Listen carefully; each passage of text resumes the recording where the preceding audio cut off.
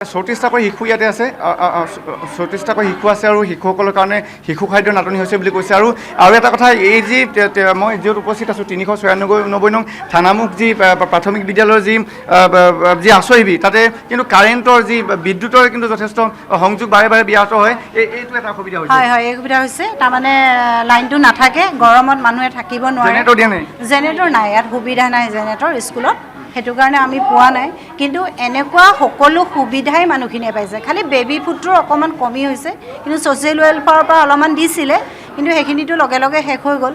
এতিয়া তাৰমানে সেই বেবী ফুডটোৱে অকণমান কমি হৈছে কিন্তু কাৰেণ্ট গ'লে আন্ধাৰ হৈ যায় আমি মানে আপোনাৰ হেৰিৰ পৰা মিউনিচিপালিটিৰ পৰা আমাৰ মমৰ পৰা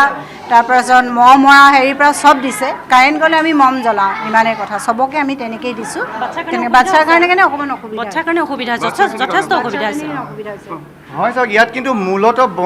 যিসকল শিশু আছে তেওঁলোকৰ সমস্যা হৈছে আৰু বাৰে প্ৰতি ইয়াতে যি কাৰেণ্টৰ যি আচলতে কাৰেণ্ট বাৰে বাৰে যায় আৰু সেই এটা অসুবিধা হৈছে গতিকে এইখিনিয়ে অসুবিধা এই থানামুখৰ যি আশ্ৰয়শিবিৰ ইয়াত হৈ আছে ঠিক আছে পৰীক্ষিত মই চবকে এশাৰীতে সামৰিছোঁ কাৰেণ্টৰ ব্যৱস্থাটো বিভিন্ন শিবিৰৰ কথা কৈছে কিন্তু মই নাজানো যে বিদ্যুতৰ ব্যৱস্থা কৰাটো সম্ভৱ হয় নে নহয় এনেই এতিয়া প্ৰতিকূল অৱস্থা প্ৰলয়ৰ অৱস্থা গতিকে বিদ্যুতৰ ব্যৱস্থাটো মই ইয়াৰ পৰা নিশ্চিতভাৱে ক'ব নোৱাৰোঁ ষ্টুডিঅ'ৰ পৰা যে বিদ্যুতৰ ব্যৱস্থা কৰিব লাগে বা জেনেৰেটৰ ব্যৱস্থা কৰিব লাগে কি আছে সা সুবিধা মই নাজানো কিন্তু এটা কথা মই ক'ব পাৰোঁ যে শিশুৰ কাৰণে শিশু খাদ্যৰ অভাৱ হ'ব নালাগে কাৰণ শিশুৰ কাৰণে আমি শিশুৰ কাৰণে সকলো আমি ত্যাগ কৰিবলৈ আমি সকলো প্ৰস্তুত থাকোঁ গতিকে তাত থকা 34টা যোৰহাটত থকা কেইবাটাও শিশু আমি ক'লোঁ প্ৰতিটো আশ্ৰয় শিবিৰতে শিশু আছে যিকোনো মূল্যৰ বিনিময়ত শিশুৰ কাৰণে শিশুৰ খাদ্যৰ অভাৱ হ'ব নালাগে চৰকাৰে এইটো চিন্তা কৰক জিলা আয়ুক্তই চিন্তা কৰক চৰকাৰ বুলি ক'লে এইটো ডাঙৰ হৈ যায় প্ৰথমতে জিলা আয়ুক্তই কাক দায়িত্ব নিৰূপণ কৰিছে তেওঁ ঠিক কৰিব আৰু বিশেষকৈ জনপ্ৰতিনিধি বিভিন্ন বিধায়ক আছে সেই বিধায়কসকলৰ